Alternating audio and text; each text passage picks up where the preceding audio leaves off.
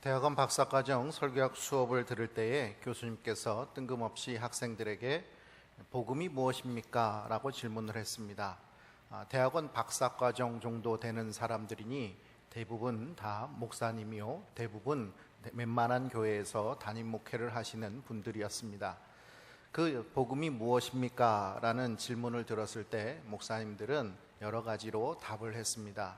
어떤 분은 굿뉴스입니다. 어떤 분은 좋은 소식입니다. 복된 소식입니다. 이렇게 그 복음이라는 단어를 설명하는 그런 말로 정의를 내리는 분도 계셨고, 또 하나님께서 우리를 구원하셨다는 소식입니다. 또 예수 그리스도께서 우리를 위해서 대속의 죽음을 담당하셨다는, 그래서 우리가 구원받았다는 소식입니다 라고 그 말을 풀어서 이야기하시는 분도 계셨습니다.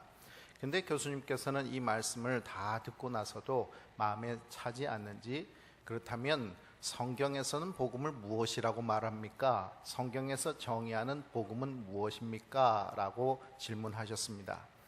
여러분, 복음이란 말 참 많이 들으셨죠? 복음, 여러분 무엇이 복음입니까? 여러분은 무엇이 복음이라고 정의를 내리고 그 복음이라는 단어를 사용하고 계십니까? 복음, 여러분 성경은 무엇이라고 이야기하고 있을까요? 바로 성경에서는 복음이라는 단어를 오늘 고린도 전서 15장 1절에서 4절에 나오는 말씀으로 설명하고 있습니다. 바울은 내가 너희에게 전한 복음이라고 말하면서 그 복음의 정의를 이렇게 얘기합니다. 성경대로 그리스도께서 우리 죄를 위하여 죽으시고 장사 지낸 바 되셨다가 성경대로 사흘 만에 다시 살아나사. 즉 복음이 무엇이냐? 성경은 예수 그리스도의 죽으심과 부활하심, 바로 이것이 복음이라고 말씀하고 있는 것입니다. 우리는 예수님을 사랑합니다. 그런데 사랑하는 분의 죽음을 우리가 복음이라고 말할 수 있을까요? 어떻게 내가 사랑하는 사람이 죽었는데 그것이 복된 소식이다, 좋은 소식이다 라고 말할 수 있는 것일까요? 또 예수님의 부활은 예수님께서 죽었다가 다시 살아나셨다는 것인데 그것이 나에게 왜 기쁜 소식이 되는 것일까요? 복음의 핵심이 되는 예수님의 죽으심과 부활하심, 그것은 단지 예수님 개인의 죽음과 부활 사건을 말하는 것이 아닙니다. 바로 그 사건들이 나와 어떤 관계를 맺는가, 나에게 그것이 어떤 의미가 되느냐에 따라서 그것이 복된 소식이 된다는 것을 말해 주는 것입니다. 전에 섬기던 교회에서 권사님이 한 분이 계셨는데 그 권사님은 늘 목사님이 설교하실 때마다 가끔씩 기분이 나쁠 때가 있다는 것입니다. 그것은 바로 목사님이 설교하시면서 우리는 모두 죄인입니다 라고 말할 때마다 기분이 나빴다는 것입니다. 내가 가만히 나를 생각해 보면 나는 죄인이 아닌데, 내가 이제껏 살아오면서 남한테 해코지한 적도 없고 죄를 기억할 만큼 그렇게 큰 죄를 지어본 적도 없는데 왜 내가 죄인인가? 나는 그래도 예수 믿고 그리고 거룩하게 살려고 참 많이 노력했고 내 삶에 있어서 사람들이 칭찬하는 부분이 훨씬 많은데 꽤 괜찮은 사람인 내가 왜 죄인인가 라고 생각했다는 것입니다. 여러분은 어떻습니까? 여러분은 죄인 맞으십니까? 대답이 없은 걸 보니 모두가 나는 죄인이 아닌데 라고 생각하고 있는 부분이 어느 한 구석 있는 것 아닌가 생각됩니다. 사실 우리가 그렇습니다. 입으로는 나는 죄인입니다 라고 말하지만 속으로는 나는 그렇게까지 죄인은 아닙니다 라고 말하고 있는지 모릅니다. 나는 죄인입니다 라고 말하는 것은 종교적인 고백일 뿐 실제로 나는 죄인이 아니라고 생각하며 살아가고 있는지 모릅니다. 그런데 여러분, 내가 꽤 괜찮은 사람이고 내 스스로 나는 죄인이 아니라고 생각을 하고 있다면 미안하지만 단언컨대 여러분과 예수님은 관계가 없는 사람인 것입니다. 예수님께서 죽으셨다는 것은 바로 나의 죄의 문제가 그만큼 심각하다는 것을 말해주고 있는 것입니다. 꽤 괜찮은 사람인 줄 알았던 내가 죄인이요, 나는 그 죄의 무게가 엄청난 것이어서 그 죄의 문제를 내 스스로 감당할 수 없는 그만큼 내 죄의 문제는 심각하다는 것을 말해주는 것입니다. 따라서 내 죄의 문제는 그 어떤 것으로도 해결할 수가 없어서 죄 없으신 예수님께서 나를 위해서 죄값을 치르기 위해 십자가에서 대속의 죽음을 당하셨다는 사실은 역설적이게도 나의 죄의 문제가 해결되었다는 복음이 되는 것입니다. 따라서 하나님의 아들이신 예수 그리스도께서 나를 위해서 죽으셨다는 사실은 내가 얼마나 큰 은혜를 받은 사람인가 하는 것을 말해주는 복음인 것입니다. 나는 죄인입니다 라는 고백은 현재 내가 가지고 있는 죄에 대한 고백을 넘어서는 것이요, 나는 주님의 구원하심으로 살아가는 구원받은 존재입니다 라고 말하는 고백이 되는 것입니다. 예수님의 부활 사건 또한 우리의 삶과 연결되어질 때 복음이 됩니다. 만일 예수님의 십자가 죽음으로 모든 것이 끝이 나버렸다면 예수님의 십자가 죽음 그 이전까지의 모든 죄악은 다 담당되어지고 대속되어졌을 수 있겠지만, 그러나 예수님 죽음 이후에 일어나는 죄악의 문제들은 그럼 어떻게 해결되어지는 것인가 생각해 보아야 할 것입니다. 사실 우리는 어제도 죄를 짓고 오늘도 죄를 짓고 내일도 죄를 질 것입니다. 만일 주님이 오늘 나를 위해서 대속의 죽음을 담당하셨다고 한다면 오늘까지 내가 짓는 죄는 다 해결이 됩니다. 그런데 내가 내일 짓는 죄는 그럼 누가 해결해 주는 것입니까? 예수님은 하나님의 어린 양 되신 예수님께서 나를 위해서 계속 죽으셔야만 하는 것 아니겠습니까? 그런데 주님은 우리와 똑같은 육신을 입으신 분이십니다. 그분이 죽으셨다라는 것은 우리와 같이 생명이 끝이 났다는 것을 말해주는 것입니다. 예수님께서는 우리를 위해서 죽으셨습니다. 그런데 예수님께서는 죄와 사망의 권세를 이기시고 부활하셨습니다. 따라서 이전까지 죄의 값은 사망이라는 죄와 사망의 법에서 해방되어서 이제는 예수 안에서 생명과 성령의 법을 적용받게 되는 새로운 존재가 되었다는 것을 예수의 부활 사건은 우리에게 말씀해 주는 것입니다. 우리는 이제 예수 그리스도의 부활에 동참함으로 말미암아 사랑과 공의로 다스리시는 예수 안에 새로운 피조물이 되는 것입니다. 새로운 법 적용, 죄로 말미암아 죽을 수밖에 없다는 죄와 사망의 법에 적용되는 자들이 아니라 이제 예수 안에서 다시 살 수 있다는 생명과 성령의 법에 적용되어지는 새로운 존재가 되었다는 것을 말해주는 것이 바로 예수 그리스도의 부활 사건입니다. 그러기에 이것이 우리에게 복음이 되는 것입니다. 오늘 이 자리에서 예배를 드리는 성도들은 대부분 이 사실을 알고 있을 것입니다. 예수님의 죽으심, 그분이 우리를 위해서 십자가에 달려 대속의 죽음을 담당하셨다 모르시는 분 이 자리에 계십니까? 또 예수님께서 사흘 만에 부활하셨다, 성경대로 말씀대로 예언하신 대로 부활하셨다 하는 것을 모르시는 분 계십니까? 우리는 사순절을 보내고 있고 이 사순절의 끝이 부활절로 이어진다는 것 또한 잘 알고 있습니다. 그리고 이 사실을 믿고 있습니다.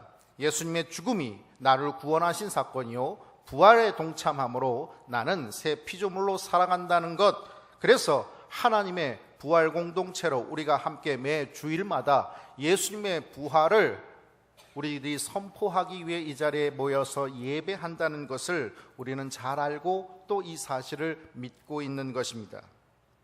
그런데도 이렇게 지루하게 또 장황하게 설명하는 이유가 무엇일까요?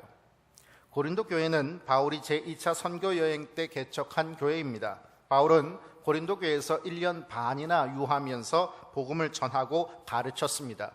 그 결과 고린도 교회는 규모 면에서나 은사 면에서나 지식 면에서나 급속히 성장할 수 있었습니다. 그런데 바울은 오늘 말씀에서 이 교회에 다시 전에 전한 복음을 전해야 되겠다라고 말하고 있습니다. 우리 1절 말씀 같이 봉독합니다. 형제들아, 내가 너희에게 전한 복음을 너희에게 알게 하노니 이는 너희가 받은 것이요 또 그 가운데 선 것이라. 아멘. 여러분, 형제들아라고 바울이 부르고 있는 것을 보면 이것은 예수를 믿지 않는 사람들에게 말하는 것이 아니라는 것을 알 수 있습니다. 형제들아, 불신자에게 전하는 복음이 아니라 바로 신자들에게 다시 복음을 전하고 있다는 것을 말해주고 있는 것입니다. 전에 전하지 못했던 추가불의 복음을 이제 전하겠다 하는 것이 아닙니다. 지금 전하는 복음은 전에도 너희들에게 전한 복음이고 전에도 너희들이 들었던 복음이라는 것입니다.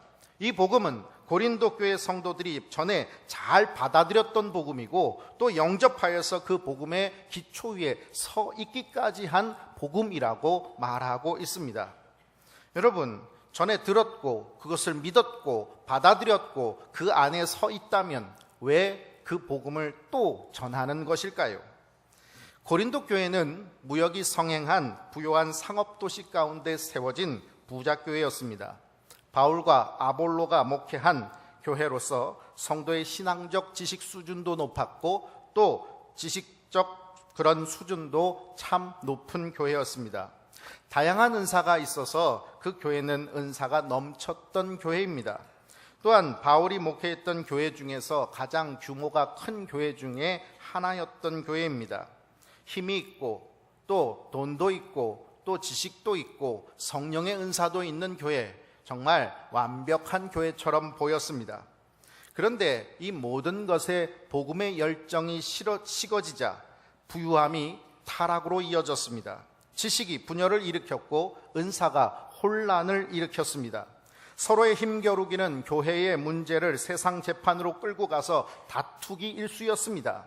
영적 교만은 오직 자기만 옳다는 태도를 취하고 그래서 하나님의 교회가 사람의 교회, 사람의 의를 나타내는 교회로 변질되어 갔습니다. 세상의 문제들이 교회 안으로 들어오자 교회는 속수무책으로 쓰러져 가기 시작했고 음행의 문제까지, 다시 말해서 세상에 더럽다 하는 것들이 교회 안으로 들어와서 온전하게 이 영향력을 발휘하는 모습까지 드러나기 시작했습니다. 고린도 교회는 복음에서 떠난 교회였기 때문에 이런 문제들이 일어난 것일까요? 그렇지 않습니다. 바울은 분명히 그들이 복음을 받았고 지금도 복음 안에 서 있다라고 말하고 있기 때문입니다. 그런데 바울은 또다시 고린도 교회에 전에도 전했던 복음을 다시 전해야 되겠다라고 말을 합니다. 2000년 전에 고린도 교회의 문제들을 하나하나 되짚어 본다면 오늘날의 한국교회 또 우리 교회의 모습을 보는 듯한 착각을 하게 됩니다. 흔히는 교회는 죄인들의 공동체라고 사람들은 흔히 이야기합니다. 여러분도 이 말에 동의하십니까? 그래서 사람들은 이 죄인들의 공동체에 내가 나와 있으면 사람들을 보면 실족하니까 사람 보면서 신앙생활 하지 말고 오직 하나님만 보면서 신앙생활 해야 된다라는 말이 진리처럼 받아들여집니다. 그런데 저는 이 이야기를 들을 때마다 두 가지 의문점을 갖게 됩니다. 그 첫 번째는 죄의 문제를 주님께서 죽으심으로 해결해 주셨는데 죄인들의 공동체는 여전히 모여서 죄만 계획하고 죄만 짓고 살아가느냐 하는 것입니다. 은혜 안에 거한다면 죄인들의 공동체는 말할 수 없는 은혜 속에 머물면서 은혜를 선포하며 사는 공동체, 은혜 공동체가 되어야 되지 않겠습니까? 또 다른 의문점은 하나님께서는 오로지 하나님만 바라보는 개인이면 될 텐데 왜 사람 보면 실족할 공동체를 만드셨는가 하는 것입니다. 성경에서 하나님이 만드신 기관이 두 가지가 있는데 그것은 첫 번째 가정이요, 두 번째는 교회입니다. 그래서 이 가정과 교회는 참 닮아 있고 그래서 부르는 이름도 비슷합니다. 가정에서 아버지가 있고 자녀가 있듯이 교회에서도 하나님을 아버지라고 부르는 모든 형제 자매들이 가족 공동체를 이루고 있기 때문입니다. 그렇다면 여러분, 한 사람이 하나님을 바라보면서 열심으로 신앙생활하고 오직 하나님만 사랑한다고 고백하면서 하나님을 위해 살아가는 그것을 바라보시고 그 예배를 받으시면 되실 분이 왜 굳이 죄인들의 공동체를 만드셔서 그 죄인들이 서로 찌그락빠그락거리면서 싸우고 분열되고 죄를 짓고 더러움이 가득 찬 이 교회를 하나님께서 지으셨는가 하는 것입니다. 결국 하나님께서는 공동체를 통해서 영광 받으시기 원하시고 개인보다는 공동체로 모일 때 영적 유익이 더욱 크다는 것을 우리들에게 말씀해 주고 있는 것 아니겠습니까? 바울은 고린도 교회에 다시 복음을 전하고 있습니다. 예수 그리스도의 죽으심을 통해서 우리가 얼마나 큰 죄인인지, 그리고 얼마나 큰 은혜 속에서 살아가고 있는지를 다시 회복하라고 말씀을 전하고 있는 것입니다. 그러므로 우리가 예수 그리스도의 죽으심과 동참하여서 죄에 대해서는 완전히 죽은 자요, 부활에 동참하여 의 가운데 살아가는 새로운 피조물로 서라는 것을 강변하고 있는 것입니다. 바울은 고린도 교회의 수많은 문제들을 해결하기 위해서 다시 복음의 본질 가운데 서야 될 것을 말해주고 있는 것입니다. 이 문제, 저 문제를 이렇게 저렇게 해결할 수 있을 것입니다. 그런데 바울은 이 모든 문제들을 해결할 수 있는 하나의 키가 바로 다시 복음 안에 그 복음의 본질인 예수 그리스도의 죽으심과 부활하심 가운데 서는 것이라고 말해주고 있는 것입니다. 오늘 한국교회의 문제 또한 우리 교회의 문제 또한 해결할 수 있는 해결책은 다른 것이 아닌 우리 모두가 다시 예수 그리스도의 죽으심과 합하여서 우리가 얼마만큼의 은혜를 받은 자인지를 깨닫고 그 은혜 속으로 들어가는 것인 줄 믿습니다. 다시 부활에 동참함으로 말미암아 내가 다시 사는 새로운 피조물이라는 감격, 그리고 이 감격이 우리의 입술을 통해서 전파되어지는 복음 증거의 삶을 살아가는 부활 공동체로 회복되는 것, 이것이 바로 우리 교회의 문제를 해결할 수 있는 본질의 해결책인 줄 믿습니다. 신앙은 그대로 있으면 타락하는 것입니다. 그대로 있으면 신앙은 더 이상 병든 것이지 그 신앙이 더 성숙되어지는 것도 진보되어지는 것도 아닙니다. 하나님은 신앙이 안주해 있는 것을 원하지 않습니다. 신앙이 그대로 머물고 있는 것을 주님께서는 기뻐하지 않으십니다. 진보해야 됩니다. 앞으로 나아가야 됩니다. 성숙되어야 합니다. 그런데 여러분, 홀로 있을 때 여러분의 신앙은 성장했습니까? 왕년의 신앙을 이야기하면서 내 신앙은 왕년보다 지금이 훨씬 더 성숙되었습니까? 내가 더 옳다라고 말하는 그것들을 주장하면서 우리는 하나님 안에서 우리 교회를 더욱더 사랑하고 있습니까? 여러분, 예수천당 불신지옥이라는 전도 구호가 있습니다. 신학적 지식이 일천했던 시대, 그리고 이 복음을 증거받는, 전해지는 모든 대상자들이 교육을 제대로 받지 못했던 사람들에게 가장 간단하고 효과적으로 전할 수 있었던 내세와 구원을 전하는 복음 전도 방식이었습니다.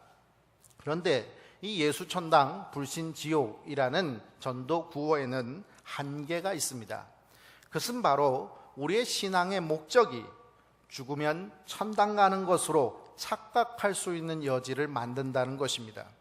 사람들은 이 땅에서 고통스럽고 배고프고 그렇게 병들어 죽어가는 사람들이 많았던 시대에 예수 믿으면 천당 갑니다 라는 말이, 그래, 나는 이렇게 고통스럽지만 내가 예수만 믿는다면 죽으면 배부르게 살 수 있어, 죽으면 아프지 않을 수 있어, 죽으면 저 천당에 가서 편안하게 살 수 있어 라는 생각으로 예수를 믿었던 것입니다. 그런데 여러분, 예수님은 천국 가라고 예수 믿으라고 우리에게 생명을 주신 것이 아닙니다. 예수 믿으면 우리가 바로 죽거나 바로 천당으로 옮겨지는 것이 아니지 않습니까? 우리는 예수 믿어도 여전히 이 세상에서 살고 있고, 예수 믿고도 우리가 죽을 때까지 이 세상에서 삶을 이어가야 되는 존재들입니다. 여전히 이 땅에 살아간다고 한다면 구원은 한순간의 믿음의 고백으로 끝나서는 안 되는 것입니다. 계속해서 살아가는, 그래서 그의 삶 속에서 계속돼서 고백되어지는 그런 연속된 사건이어야 되는 것입니다. 그래서 성경은 빌립보서 2장 12절에 항상 복종하여 두렵고 떨림으로 너희 구원을 이루라 라고 말씀하고 있는 것입니다. 구원이 언제 이루어집니까? 예수 믿으면 우리는 구원받았다고 합니다. 그런데 구원을 이루라 라고 말하는 것은 무엇입니까? 예수 믿으면 구원받았다라는 것으로 완전한 구원이 아니라 바로 우리가 다시 오시는 예수님을 만날 때까지 우리는 이 구원의 기쁜 소식 가운데 살아가야 되는 존재라는 것. 다시 말해 구원은 한번 예수 믿습니다 라고 고백하는 것 속에서 완전하게 이루어지는 것이 아니라 구원받은 자의 삶을 살아갈 때 이루어지는 것이라는 것을 말해주고 있는 것입니다. 바울이 고린도 교회에게 다시 전하는 복음도 듣기만 하고 잊어버렸다든지 세상에 물들고 퇴색해 버렸다면 그것은 구원을 이루는 것이 아니라고 말하고 있는 것입니다. 그래서 바울은 2절 말씀에 이렇게 얘기하고 있습니다. 우리 같이 2절의 말씀을 봉독합니다. 너희가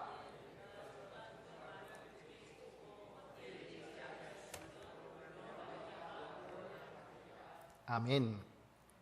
구원에는 구원받은 열매가 나타나기 마련입니다. 고린도 교회 교인들이 온전히 구원을 이루었다면 분명한 두 가지 조건이 이루어져야 합니다.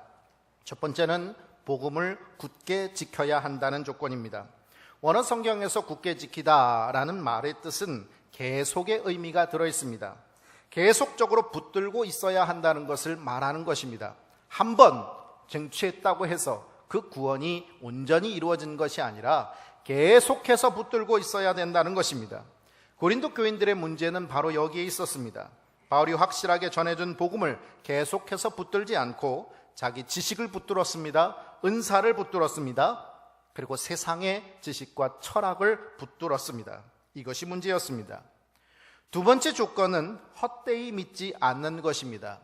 교부 오리게는 이를 잠시 동안 믿다가 시험의 때에 믿음을 저버리고 아무렇게나 믿는 것이라고 헛되이 믿는 믿음을 설명하고 있습니다. 마치 가시덤 뿔이나 길가나 돌짝밭에 떨어진 씨앗처럼 잠시 자라고 있는 것 같기는 하지만 조금의 시간이 지나면 더 이상 자라지 못하고 말라버리는 신앙의 모습을 이야기하고 있는 것입니다. 고린도 교인들은 이미 바울이 전한 복음을 믿었습니다. 받아들였습니다. 그런데 그 복음이 자라는 듯 했지만 삶의 열매는 맺어지지 않고 믿지 않는 사람과 구별되지 않는 전혀 다르지 않은 세상의 사람으로 변질되어 갔던 것입니다. 그런데 세상을 추구하고 인본주의에 빠져서 하나님 중심의 교회가 아니라 인간 중심의 교회로 만들어간 이 고린도 교회의 모습과 오늘 우리의 모습이 구별되지 않는다는 데 문제가 있습니다. 과거에 들었다고 왕년에 잘 믿었다고 되는 것이 아니라는 말입니다. 10년 전에는 뜨거웠는데 그 열정이 지금은 없어졌다면, 전에는 믿었었는데 지금은 믿는 대로 살고 있지 못하다면 세상에 물들고 사람에 치이면서 어떻게 구원이 이루어질 수 있겠습니까? 사실 굳게 지킨다, 헛되이 믿지 않는다, 이 말은 전혀 다른 두 가지를 이야기하는 것이 아닙니다. 구원을 이루는 사람이 긍정적인 삶을 살아가면 굳게 지키는 것, 계속해서 붙드는 것이요, 부정적인 삶의 태도를 가지고 있으면 헛되이 믿으며 살아가는 것입니다.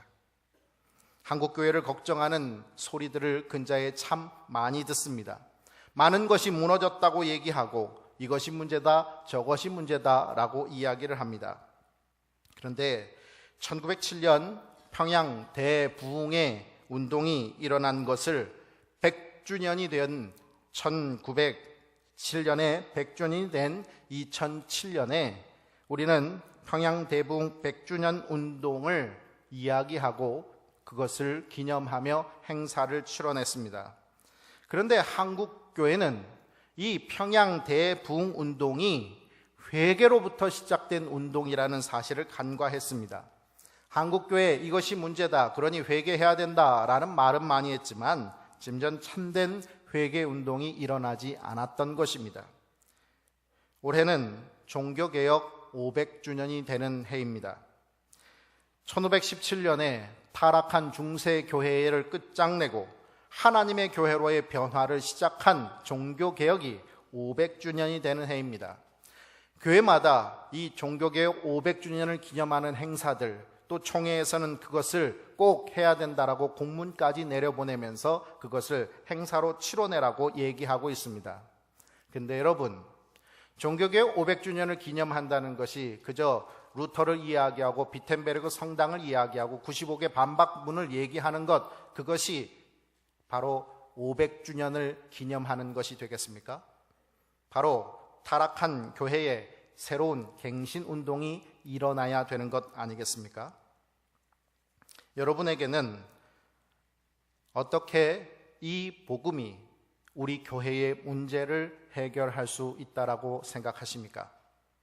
여러분에게 삼각교회는 어떤 의미입니까? 설교를 준비하면서 저는 저에게 이 삼각교회가 어떤 의미인가 하는 것을 생각해 보았습니다. 가장 먼저는 저에게는 직장입니다. 제가 이곳에서 일을 하고 또 이곳에서 돈을 받고 그것으로 먹고 사니까 그것이 저의 직장이라는 의미를 가질 것입니다. 그런데 그것밖에 없다면 저에게도 여러분에게도 얼마나 불행한 일이겠습니까? 저는 이 교회를 오게 되었을 때 이 교회가 제게 어떤 의미인지를 분명히 알고 왔습니다. 제가 이 교회에 오기 전에 섬기던 교회에서 사고로 저는 아들을 잃었습니다. 아들을 잃은 고통 속에서 괴로워할 때 교회에서 던져주는 이야기들은 더 큰 상처가 되었고 괴로움으로 저는 그 어두움의 시간들을 보내었습니다. 아내와 저는 함께 힘이 되어 줘야 됐지만 그러나 서로의 아픔 때문에 서로에게 상처만 줄 뿐 그 괴로움의 시간들은 계속 어둠, 그렇게 그 끝도 바닥도 없는 무적행처럼 그렇게 괴롭게만 그렇게 시간이 진전되었습니다. 하나님께 던질 수 있는 질문은 왜입니까? 라는 질문 하나였고 하나님은 그 질문 앞에 답도 없고 계속해서 영적 어두움만을 내게 주셨습니다. 그때 괴로움 속에서 붙들었던 책, 맥스 루케이도 목사님의 믿음 연습이라는 책에서 저는 한 대목을 읽게 되었습니다. 인생의 심오한 문제는 대개 슬픔의 동굴에서 다루게 됩니다. 왜 나에게 이런 상황이, 비극이 닥쳤을까? 그래서 하나님이 원망스럽습니까? 주님께 말씀드려 보십시오. 넌더리가 난다고 말하고 싶다면 그렇게 하십시오. 괜찮지 않은데 괜찮은 척 하기가 고되지 않습니까? 그렇다면 이제 그만 슬픔에 솔직해지십시오. 마음껏 눈물 흘리고 시간을 들여 정직하게 슬픔과 맞서십시오. 소망 없는 다른 이와 같이 슬퍼할 필요가 없습니다. 꿋꿋하게 슬픔과 맞서십시오. 눈물 흘린 시간을 충분히 가지십시오. 하나님은 모두 이해하십니다. 하나뿐인 아들을 땅에 묻으셨던 경험이 있기 때문입니다. 그러나 하나님은 부활의 기쁨도 아십니다. 거룩한 권능에 힘입어 우리도 그 기쁨에 동참하게 될 것입니다. 저는 이 글 속에서 하나뿐인 아들을 땅에 묻으셨던 경험이라는 이 말이 제 마음속으로 들어왔습니다. 가만히 생각해 보니 저는 제 아들 잃었다라고 하나님 앞에 원망하고 있는데 하나님은 저보다 훨씬 더 먼저 그리고 주님이 내어주심으로 그 아들을 잃으신 분이었다는 것입니다. 제 아들은 사고였지만 주님은 계획한 것이었고 하나님의 뜻이었습니다. 아버지의 계획이었고 아버지의 계획 속에 그 아들은 서서히 죽어갔습니다. 그것이 아무런 자격 없는 우리들을 위한 죽으심이었다는 것입니다. 가치 없고 깨닫지도 못하고 여전히 그 은혜 속에 살면서도 그 은혜를 알지 못하는 우리들을 위해서 우리 주님은 그 아들을 죽이셨던 것입니다. 주님은 지옥과 같았던 그 삶을 어떻게 견뎌내셨을까요? 주님은 바로 아무런 자격 없는 우리들을 바라보시면서 그 아들의 죽음을 슬퍼하는 슬픔을 대신하였던 것입니다. 우리에 대한 기대, 또 우리에 대한 소망, 바로 그것으로 자신의 아들을 내어주신 슬픔을 이기신 것입니다. 저는 우리 주님께서 아들을 먼저 잃으신 분이라는 이 사실을 깨닫게 되면서 주님 앞에 원망의 소리를 그칠 수밖에 없었습니다. 바로 그렇게 원망의 소리를 멈췄을 때 주님께서는 지옥과 같았던 어두움 속에 있는 저를 건져주셔서 이 삼각교회로 옮겨주셨습니다. 그래서 저에게는 삼각교회는 아들의 생명을 대신해서 주신, 하나님께서 주신 또 다른 생명이라는 의미가 있습니다. 하나님께서 주신 생명, 바로 이 교회. 그래서 저는 이 생명을 다해서 이 교회를 위해서 일해야 되겠다라고 생각하면서 부임했고 지금까지 일해왔습니다. 그런데 설교를 준비하면서 다시 돌아보니 일에 치이고 사람에 치이면서 부끄럽게도 생명의 의미를 잃어가고 있음을, 그리고 이곳이 그저 나에게 직장이라는 의미, 그래도 내가 사명자이고 헌신자인데 그래도 조금 더 사명을 감당하고 조금 더 헌신해야 되는 직장이라는 의미로 변질되고 있다는 사실이었습니다. 생명의 의미가 있다면 모두에게 소망이 있어야 될 것이고 모두에게 기대가 있어야 될 터인데 어느 순간부터 나는 그런 소망도 기대도 점점 접으면서 덜 상처받는 길을 선택하고 있었다는 것입니다. 생명이 생명을 낳는 법입니다. 한국교회를 살리는 길, 그것은 강가에 앉아서 훈수 두는 길 속에서 이루어질 수 있는 것이 아닙니다. 세상적인 마케팅이나 또 세상적인 지식이나 철학으로 이 문제가 해결되어질 수 있는 것도 아닙니다. 오직 생명으로 생명을 구원하신 우리의 주님의 죽으심에 동참하여 정과 욕심을 다 십자가에 못 박는 복음에 우리가 동참할 때 이 교회는 다시 생명의 역사가 일어나게 될 것입니다. 내가 사는 것이 아니라 내 안에 그리스도께서 다시 사신다는 이 부활에 동참함으로 말미암아 교회는 나를 통해서 다시 생명력 넘치는 교회, 부활의 생명이 선포되는 교회로 다시 일어설 수 있게 될 것입니다. 저와 여러분이 다시 듣는 이 복음 안에 동참하여서 이 복음이 여러분의 삶에 계속해서 붙들어지고 계속해서 선포되어지는 삶이 되시기를 주님의 이름으로 축원합니다. 기도하겠습니다. 아버지 하나님, 감사합니다.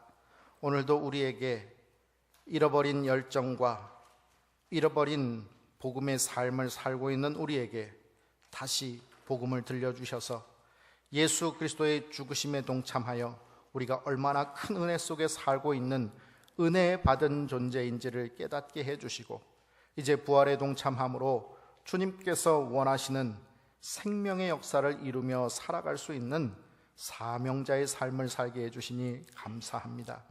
주님, 우리가 하나님의 복음을 들었사오니 이 복음을 붙들고 살아가게 하여 주시고 복음이 우리의 삶이 될 수 있도록 인도하여 주시옵소서. 예수님의 이름으로 기도합니다. 아멘.